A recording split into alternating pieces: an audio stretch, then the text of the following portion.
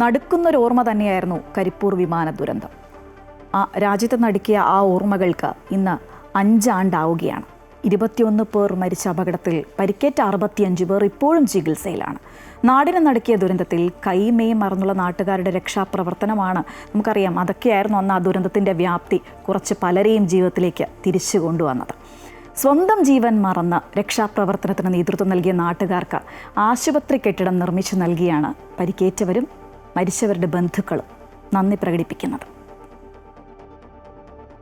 Covid മഹാമാരിയിൽ ലോകം വിറങ്ങലിച്ചു നിന്ന 2020 August 7 രാത്രിയാണ് ദുബായിൽ നിന്ന് കരിപ്പൂരിലെത്തിയ എയർ ഇന്ത്യ എക്സ്പ്രസ് വിമാനം ലാൻഡിങ്ങിനിടെ അപകടത്തിൽപ്പെട്ടത്.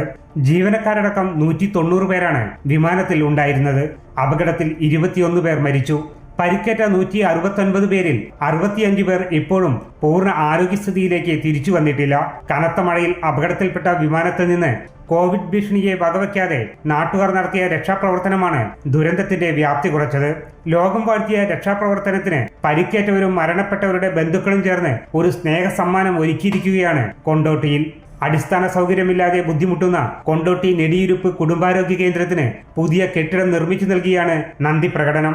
അപകടത്തിൽപ്പെട്ടവർ തങ്ങൾക്ക് ലഭിച്ച നഷ്ടപരിഹാരത്തിൽ നിന്ന് ഒരു വിഹിതം നൽകിയാണ് മലബാർ ഡെവലപ്മെന്റ് ഫോറത്തിന്റെ സഹായത്തോടെ ആശുപത്രി കെട്ടിടം നിർമ്മിച്ചത്.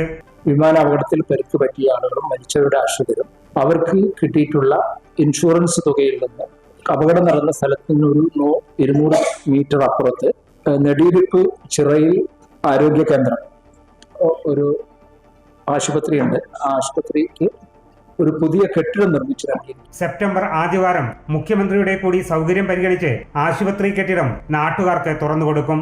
അമൃത ന്യൂസ്, മലപ്പുറം.